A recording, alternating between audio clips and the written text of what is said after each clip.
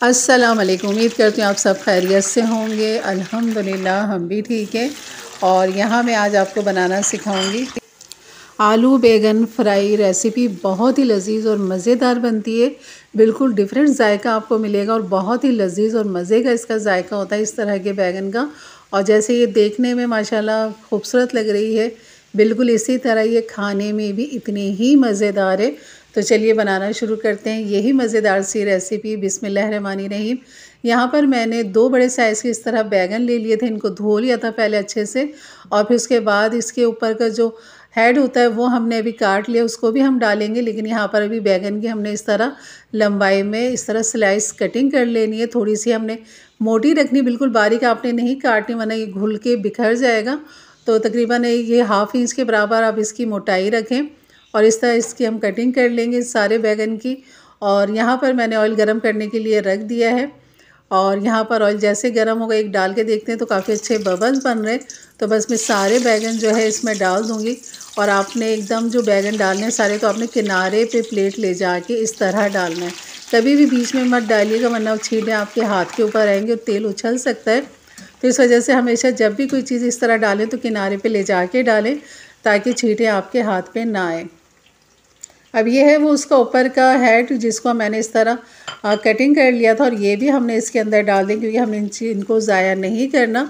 इसमें भी फ्लेवर जायका होता है। तो बस इसको हम फ्राई कर लेंगे यहाँ पर तब तक जब तक ये गोल्डन नहीं हो जाते। जैसे कि ये गोल्डन हो गए, कम से कम यहाँ पर आपको 5 से 6 मिनट इनको फ्राई करने में लगेंगे। तो दरमियानी आंच पे आपने फ्राई करना है क्योंकि बैगन को हमने यहीं पर गला लेना है और हमने आगे इसको नहीं पकाना। तो यहाँ पर जो शेप हमने बैगन की काट के रखी है तो ये बिल्कुल इसी तरह रहे, टूटे नहीं। तो बस यहाँ पर इसको हमने गोल्डन करके निकाल लेना है। बिल्कुल बैगन ये गल चुके हैं, पक चुके हैं। अब यहाँ पर हम ले लेंगे तकरीबन आलू भी मैंने 1 पाव ले लिए, बैगन भी 1 पाव ही के बराबर है 2 बैगन। और यहाँ पर मैंने इसी तरह आलू भी कटिंग कर लिए थे जैसे बैगन की कटिंग की थी।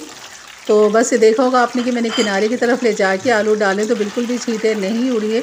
तो बस यहाँ भी हम इसको आलू को तब तक हमने पकाना है जब तक अच्छा सा इस पर कलर नहीं आ जाता। आँच आपने जो है दरमियानी रखनी है और जैसे इसमें कलर आ जाए, और इसमें वही 5 से 6 मिनट लगते हैं आलू के अंदर। और ये बिल्कुल आलू गल चुके हैं, पक चुके हैं, तो इसको भी हमें ज़्यादा नहीं पकाना होगा। तो बस इनको फ्राई करके हम यहाँ से निकाल लेंगे। तो वही बात है, बैगन की बहुत सारी रेसिपी ऐसी हैं जो मुख्तलिफ़ अंदाज में बनती हैं, लेकिन एक दफ़ा आप इस तरह भी बना के देखिएगा, फ्राई करके निकाल के बना के देखिएगा। बिल्कुल ऑयल तेल का ज़ाया नहीं होता है। हमने उसी ऑयल को यहाँ पर बैगन के मसाले के लिए लेना है। तकरीबन 1/2 कप के बराबर हम ले लेंगे। और यहाँ पर लेने के बाद बाकी ऑयल को भी हम संभाल के रख सकते हैं, बिल्कुल ख़राब नहीं है। उनको हम बाकी खानों में भी इस्तेमाल कर सकते हैं। तो यहाँ पर ले लेंगे 1 बड़े साइज़ की प्याज जिसको मैंने इस तरह चॉप कर लिया था। आप स्लाइस कटिंग भी कर सकते हैं, इस तरह मोटा मोटा चॉप भी कर सकते हैं। और यहाँ पर प्याज को जो है हमने बिल्कुल नरम करना है।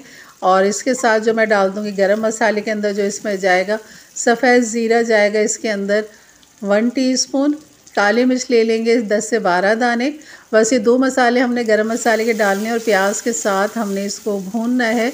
और भूनेंगे इसको तब तक जब तक प्याज हमारी नरम नहीं हो जाती। यहाँ मैंने 1 टीस्पून भर के जो है लहसुन की कलियाँ ले ली थी जिनको मैंने बारीक बारीक चॉप कर लिया था। और यहाँ पर इसके साथ इसको भी भून लेंगे, लहसुन को भी। और यहाँ पर मैंने 3 बड़े साइज़ के टमाटर ले लिए थे और मैंने इसमें 3 हरी मिर्चें भी डाल के इस तरह चॉप कर ली थी बारीक बारीक। तो इस तरह मैं ये टमाटर भी इसके अंदर डाल दूँगी। प्याज जैसी हमारी नरम हो जाएगी, हल्का सा कलर आएगा तो फ़ौरन मैं इसके अंदर टमाटर डाल दूँगी हरी मिर्चों के साथ। और यहाँ पर बस इसको हमने भूनना है टमाटरों को। और यहाँ भुनाई करने के बाद इसमें थोड़ा सा मैं पानी डालूँगी ताकि टमाटर जो हैं अच्छे से गल और पक जाएँ। मसाले के अंदर ड्राई में हम डालेंगे हल्दी 1/2 टीस्पून, पिसा हुआ धनिया 1 टीस्पून, कुटी हुई मिर्च 1 टीस्पून, नमक डाल देंगे 1 टीस्पून। और बस इनके साथ इनको करेंगे मिक्स। और मिक्स करने के बाद यहाँ पर डालेंगे थोड़ा सा पानी डालेंगे और इसको ढक के पकने के लिए हमने रख देना है क्योंकि मसाले की हमने खूब अच्छी सी भुनाई करनी है। और बैगन आलू तो हमारे गले में पके हुए, तो उनको हमने यहाँ पर इतना नहीं पकाना है, सिर्फ इस मसाले को हमने पकाना है। तो यहाँ पर ढक देंगे, हल्की आंच पे इसको छोड़ देंगे 5-10 मिनट के लिए। उसके बाद आप देख लेंगे टमाटर बिल्कुल हल हो चुके हैं, बेहतरीन पक चुके हैं। तो बस यहाँ पर डाल देंगे आलू, फ्राई आलू हमारे यहाँ पर और फ्राई बैगन हमारे यहाँ पर। तो यहाँ पर अब इसको खूब अच्छा सा मिक्स करेंगे। इस तरह आपने मिक्स करना है कि बैगन टूटे नहीं। और यहाँ पर यह है, बहुत आराम से प्यार से आपने इसको मिक्स करना है, ऊपर नीचे चमचा करके ऊपर की तरफ लाना है ताकि बैगन के ऊपर ना लगे और वो अपनी जगह पे कायम रहे। तो यहाँ पर 2 मिनट के लिए मैं इसको ढक दूँगी और इसको दम पे लगा दूँगी ताकि मसाला जो खूब अच्छा सा रस बस जाए आलू और बैगन के अंदर।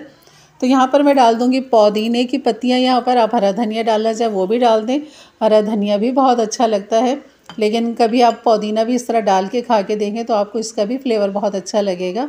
तो यहाँ पर मैं निकाल के आपको डिश आउट करके दिखाती हूँ कि इसकी लुक देखें, माशाल्लाह बैगन अपनी जगह पर कायम है और आलू भी बेहतरीन। यकीन करें बहुत ही लजीज और बहुत ही मज़े की ये रेसिपी है। आप इसे पराठे के साथ खाएं, घर की चपाती के साथ खाएं, बॉयल राइस के साथ खाएं, सब के साथ ये बहुत ही लजीज लगती है। सुबह नाश्ते में तो बहुत ही लाजवाब लगती है ये। तो बस बना लीजिए पराठे गर्मा गर्म और इन्जॉय कीजिए आलू और बैगन फ्राई रेसिपी के साथ। और आपने देखा होगा कि इसमें इतने मसाले भी नहीं है, इतनी झंझट भी नहीं है, बिल्कुल बेहतरीन जल्दी फटाफट बनने वाली रेसिपी है। बस आलू बैगन आपने फ्राई करके निकाल देना है, मसाला भून लेना है और बस इनको फिर आप मिक्स कर दें। उसके बाद आप इसको दम पे लगा दें सिर्फ 2 मिनट के लिए, ज़्यादा नहीं लगाइएगा वरना बैगन जो है वो अलग हो जाएंगे, फट जाएंगे, बिखर जाएंगे। तो आपने सिर्फ 2 मिनट के लिए इनको टाइम देना है ताकि मसाला खूब अच्छा सा रस और बस जाए। चलिए, वीडियो अच्छी लगी तो लाइक कर दीजिएगा, मेरे चैनल पे नए हैं तो ज़रूर सब्सक्राइब करके जाइएगा, बेल के बटन को क्लिक कर दें, ऑल के बटन को प्रेस कर दें ताकि मेरी वीडियो की नोटिफिकेशन आपको अच्छी लगे। तो इंशाल्लाह मिलते हैं फिर एक अच्छी नई रेसिपी के साथ। तब तक के लिए इजाज़त दें, अपना बहुत सारा ख्याल रखें, दुआओं में याद रखें। अल्लाह हाफिज़।